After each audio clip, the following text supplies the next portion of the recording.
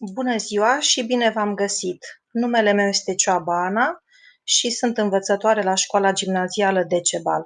În minutele care urmează, vă voi prezenta una dintre cele mai frumoase aplicații din suita de la Google. Pentru aceasta va trebui să intrați în contul de Google pe care îl aveți. Știu că majoritatea școlilor lucrează cu Classroom-ul și atunci fiecare profesor și fiecare elev are câte un cont de Gmail. Eu acum mă aflu pe pagina mea de Gmail, pe pagina de Gmail a instituției din care fac parte și pentru a începe un document de la Jamboard, voi intra pe simbolul acesta care reprezintă aplicațiile de la Google. Întotdeauna nu uitați că acest simbol vă duce către aplicațiile de la Google și voi căuta simbolul pentru această aplicație, Jamboard, da? Seamănă cu un J de culoare galbenă. Voi face click pe această iconiță și mi se deschide o pagină în care se văd articolele Jam pe care eu le-am lucrat, da? Sunt destul de multe articole pentru că eu folosesc frecvent și voi alege din colțul din dreapta jos, aici unde se află o bulinuță cu un plus, vedeți dacă merg cu mouse-ul pe ea, scrie articol Jam nou. În momentul în care voi face click pe ea, mi se deschide o imagine. Și acum să vedem ce putem să facem în această aplicație.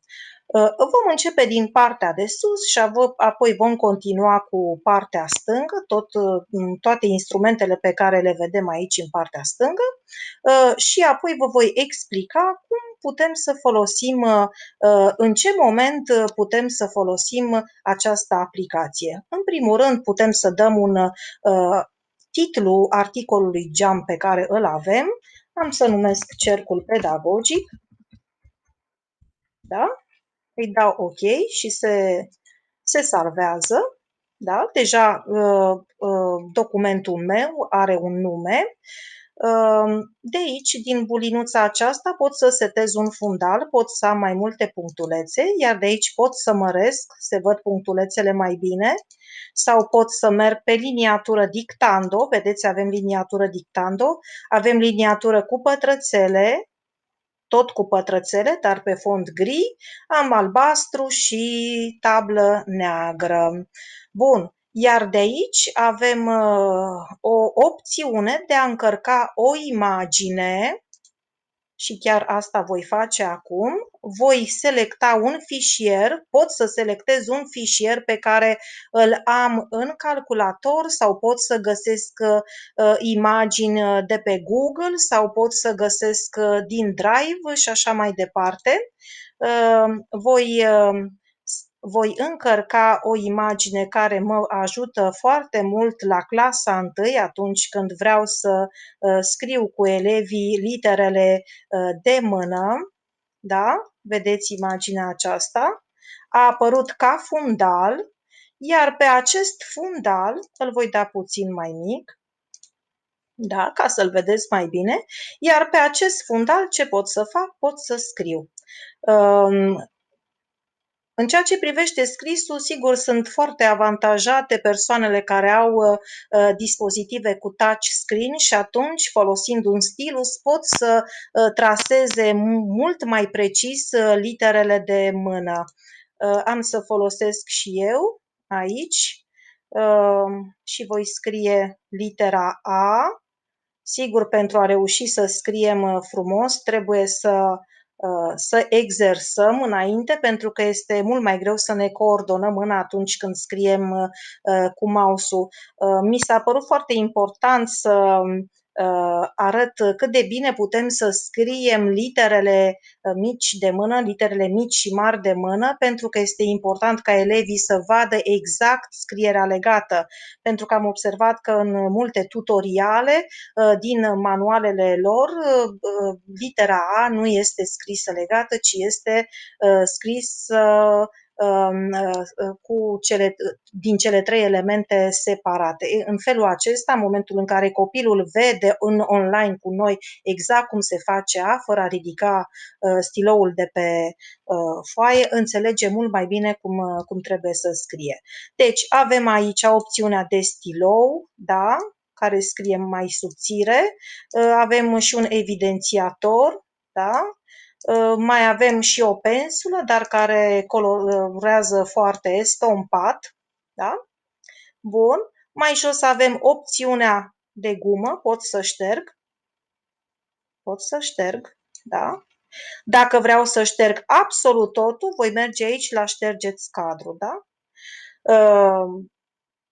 Și apoi, dacă vreau să mai creez încă o pagină, vreau să merg să scriu la matematică, atunci din săgetuțele acestea pot să creez un cadru nou și încă un cadru. Numărul maxim de cadre pe care le puteți crea este de 20. Este foarte generoasă această opțiune pentru că putem să îi punem pe copii, o să vedeți mai târziu, vă voi explica, să lucreze fiecare pe câte un cadru și noi putem să urmărim în timp real cum lucrează și ce scriu ei pe aceste cadre.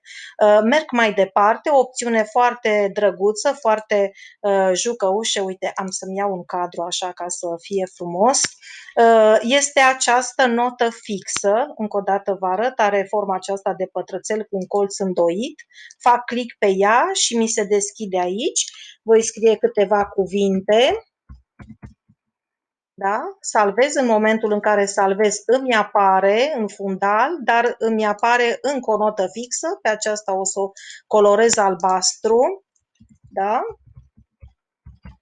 Și în momentul în care îi dau salvare, mi se salvează, nu mai vreau să mai scriu, voi anula și am aceste post-it-uri, da? Note fixe, post-it-uri sau note fixe, pe care le pot pune acolo unde vreau eu, pot să le măresc, să le micșorez, da?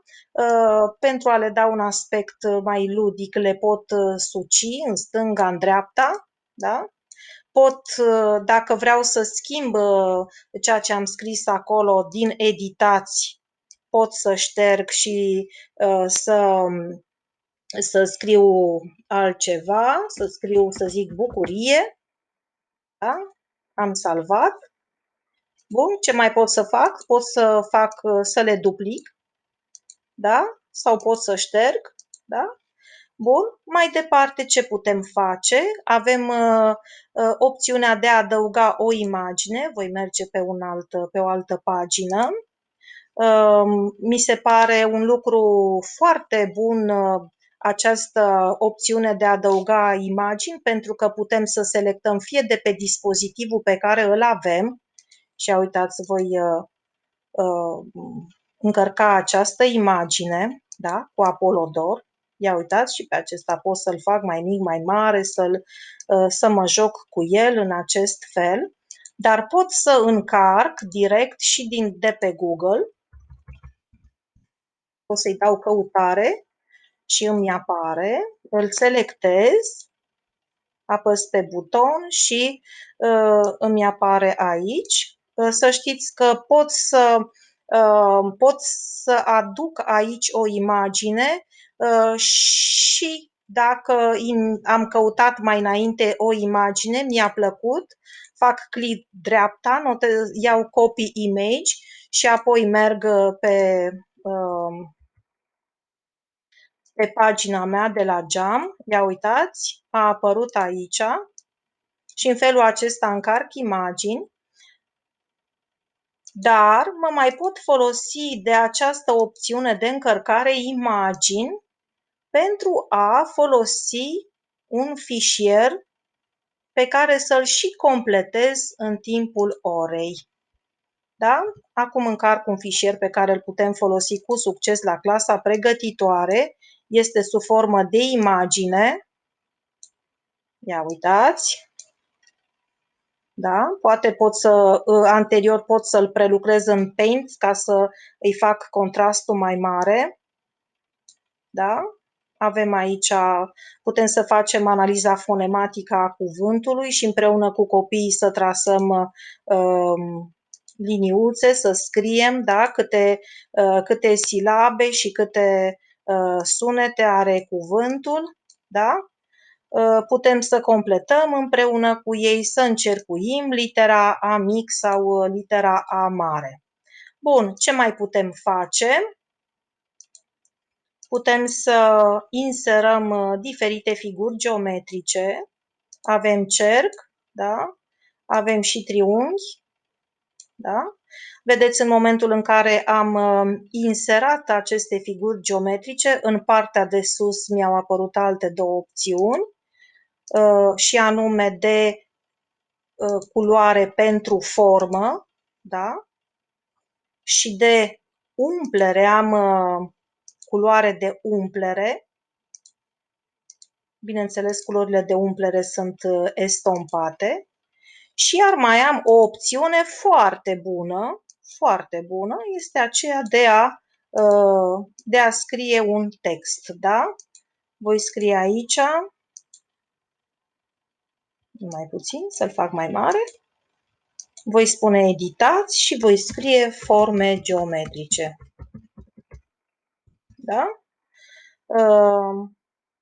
În momentul în care am scris, poate ați observat că în partea de sus, în locul instrumentelor acelora de colorat și de umplere cu culoare, mi-au apărut alte trei opțiuni, aceea de scris normal, de afișaj, mi-a apărut această opțiune de colorare a literelor, dar și de poziționare. Da? Și voi lua și voi așeza aici pentru a da o formă frumoasă. Încă un lucru pe care vreau să vi-l spun, mai ales că suntem în zona aceasta a geometriei, vă spuneam că de aici putem să trasăm linii, da? Linii curbe, dar mai avem încă o posibilitate să trasăm și linii drepte. Vom ține apăsat tasta Shift și vom trasa o linie cu mouse-ul. Și ia uitați, a ieșit o linie dreaptă. Haideți să o trag și să o desenez și cu negru ca să se vadă mai bine. Din păcate, nu avem opțiunea pentru a trasa niște linii mai groase sau mai subțiri. Grosimea o putem lua decât din instrumentul pe care îl folosim, da? În momentul în care am trasat cu markerul, vedeți că a ieșit puțin mai groasă.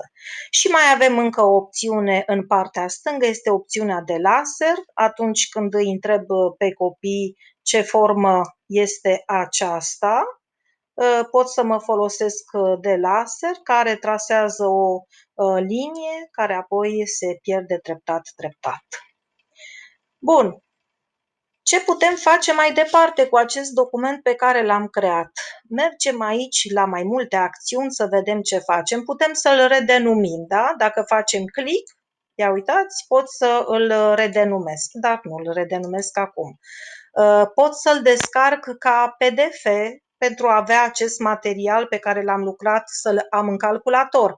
Dar să știți că automat acest material rămâne încărcat în Drive. Iar marele avantaj la Drive pe care îl avem este că oricâte materiale am pune în el, nu se aglomerează niciodată. Putem să salvăm cadrul ca o imagine, putem să ștergem, putem să facem o copie, da? Poate dorim să lucrăm pornind de la ceea ce am lucrat anterior, să-l îmbogățim mai apoi și atunci avem nevoie de o copie. Acum, presupunem că am lucrat un material pe care vreau să-l distribui copiilor pentru ca ei să îl poată parcurge acasă în liniște. Adică pot să scriu o problemă a cărei rezolvare să le fie explicată mai jos și să le ofer copiilor aceste explicații să le citească acasă. Atunci merg pe distribuiți, da? Și în momentul în care intru mi se deschide această opțiune, da? Pot să adaug persoane și grupuri. Vedeți, în momentul în care am făcut click, îmi apare o listă întreagă de nume, dar să știți că eu mai am salvată în calculator lista cu adresele copiilor și atunci când vreau să le trimit copiilor un material, iau de aici toate adresele și apoi merg unde le pot scrie. Da? Ia uitați, mi-au apărut toate adresele și un lucru foarte important în momentul în care le trimitem copiilor. Pot să le dau anumite calități.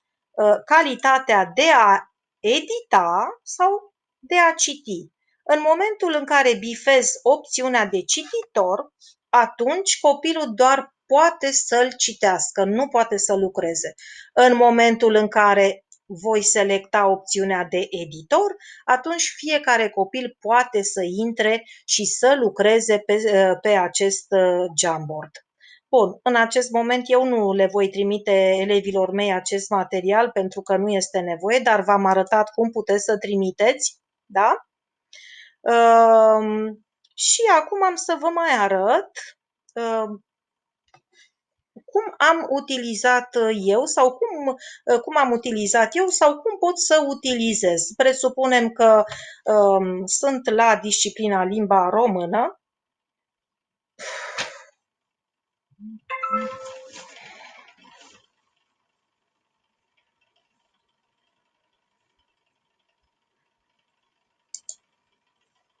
Sunt la disciplina limba română și vreau să le dau o temă pentru acasă în care să folosească această aplicație, da? Intru aici, voi scrie Grinch, pentru că astăzi chiar am făcut lecția cum a furat Grinch Crăciunul. O voi intitula Însușiri, da? Și le voi redacta instrucțiunile pe tabla de mai jos. Notați câteva însușiri ale personajului principal, ale acestui personaj, da? Este și personajul principal, da? Și acum ce pot să fac? Mă voi duce în adăugați, voi intra în Google Drive, iar de aici, din Google Drive, va trebui să încarc o tablă pe care am creat-o dinainte. Tabla încă nu este creată, o voi crea imediat. De aici nu am creat-o dinainte, tocmai în ideea de a vă arăta cum să creați o tablă din drive-ul acesta. Apăsăm pe nou, da? Vedem că nu apare aici, dar mergem pe mai multe și aici vedem, a apărut documentul de la JAM pe care îl intitulez Grinch, da? Ok.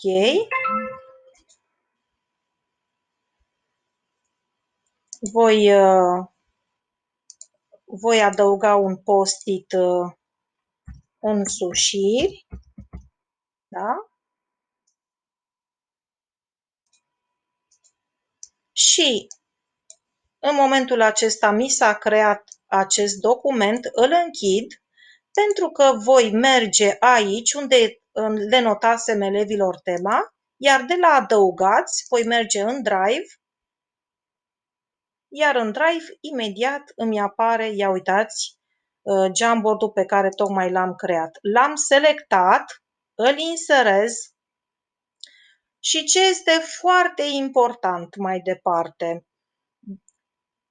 dacă las așa cum scrie aici, studenții pot vedea fișierul, înseamnă că elevii vor deschide acasă o temă, dar în care nu vor putea lucra nimic. Voi da opțiunea de a face o copie pentru fiecare student. Dacă aleg opțiunea studenții pot edita fișierul, atunci fiecare copil va scrie pe un singur document. Dar dacă pun opțiunea faceți o copie pentru fiecare student, atunci fiecare copil va avea câte o tablă pe care va scrie. Am creat o temă și în acest moment elevii au primit această temă, da? Grinci însușiri. La fel am lucrat o temă opțională cu elevii mei, o să vă arăt. Da? I-am pus să prezinte o carte pe care au citit-o. Uitați și aici. Da? Bun.